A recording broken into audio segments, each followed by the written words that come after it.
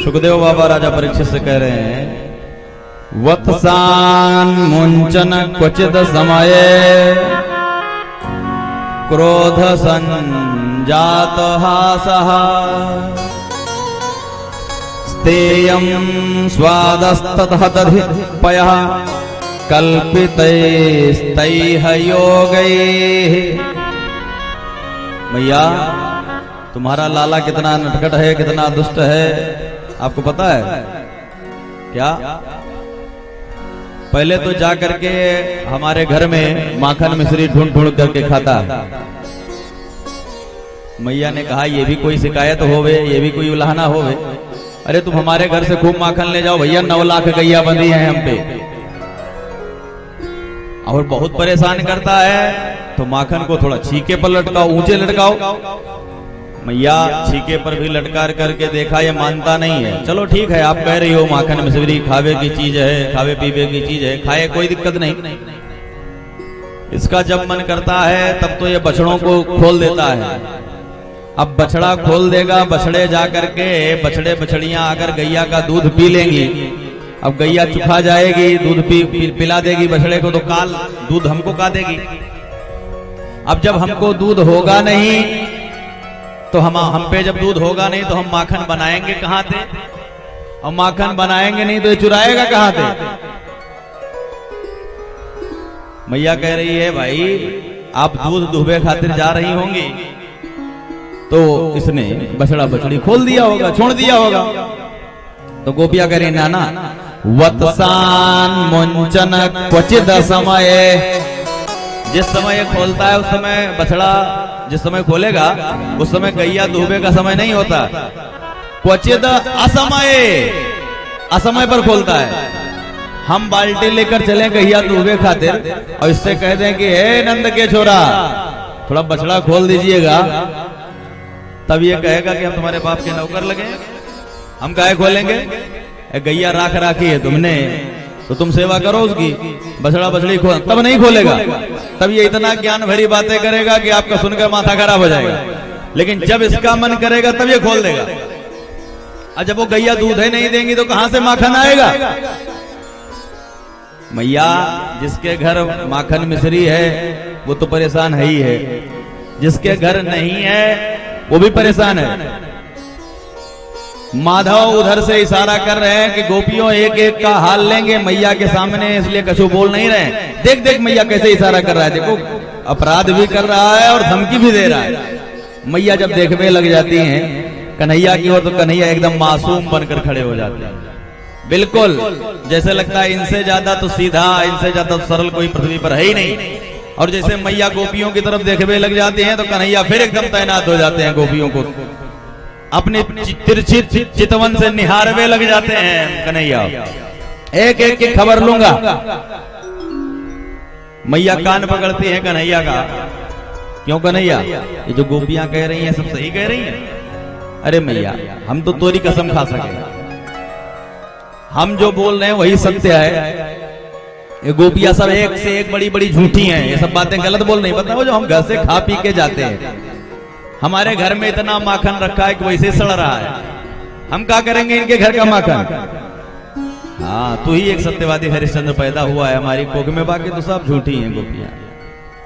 तो भैया तुम्हारे घर में माखन मिश्री नाई है तो तू काहे परेशान हो?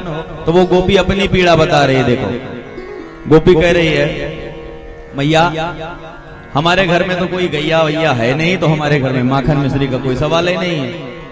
एक बार इनकी पूरी मंडली, वो चौर विद्या प्रचार मंडल जो है पूरा हमारे घर में दावा बोला, प्रवेश किया, पूरे घर में टहला, इनको खावे पीवे के कछु चीज नहीं मिली। हम घर में एक कोने में दुपक करके देख रहे थे कि ये कर का रहे हैं, तो हमने वहां पर देखा कि पूरे घर को टहल लिया, तब इन्होंने गाली देना प्रारंभ किया।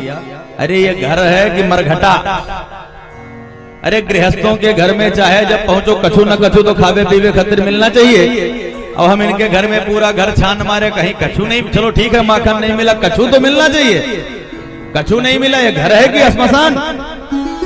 इसमें कछु खावे पीवे की चीजें नहीं है। चलो अभी मजा चखाते हैं। एक कमरे में घुसे, वहां पर हमारी कन्या सो रही थी, बिटिया सो रही थी। उसकी चोटी तनिक बड़ी है, तो खटिया से नीचे लटक रही थी। ये पहुंचे, उसकी चोटी को खटिया से बांध दिया और उसके कान में बहुत जोर से बहुत घनघोर शब्द हौवा करके भाग खड़े हुए। अब हमारी कन्या सो रही थी गहरी नींद में, सो उठी, चोटी खटिया से बंधी थी, तो उसको लगा हौवा ने आकर चोटी पकड़ लिया होगा।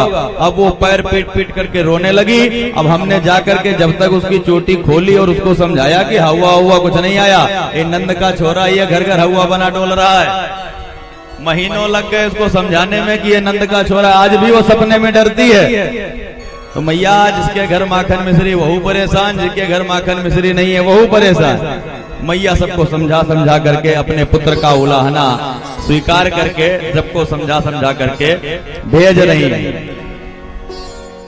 मैया लाला को भी समय समय पर समझाती रहती हैं, देखो लाला, इतनी दुष्टता नहीं करनी चाहिए, इतनी नटखटता ना किया करो, नहीं तो ये गोपियां हैं, अपनी है, तुमको माफ कर देती हैं।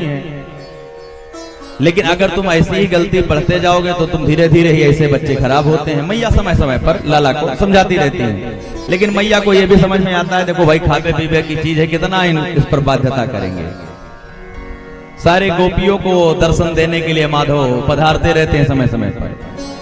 एक दिन माधव अपने शिष्य परिकर मंडली के साथ खेल रहे थे, तो अचानक माधव को याद आया कि ब्रज रज का बड़ा महत्व है।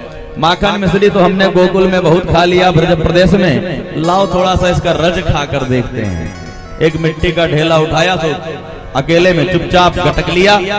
ये गटकते भय दाऊ दादा ने देख लिया। दाऊ दादा ने दौड़ करके मैया को बताया। मैया को अब क्रोध आया, आज तक इनको माफ करते रहे, कछु दंड नहीं दिया, इसलिए कि खावे पीवे की चीज है, चलो कोई बात नहीं। अब खाने पीने की छूट क्या दे दी कि आज ये देखो मिट्टी खावे लग गए, और अगर आज दंड नहीं दिया तो धीरे धीरे काजनी काका खाने लग जाएंगे, ये गुटखा पान तमाकू मसाला काजनी का खाने लग जाएंगे, ऐसे तो बच्चे बर्बाद हो गए।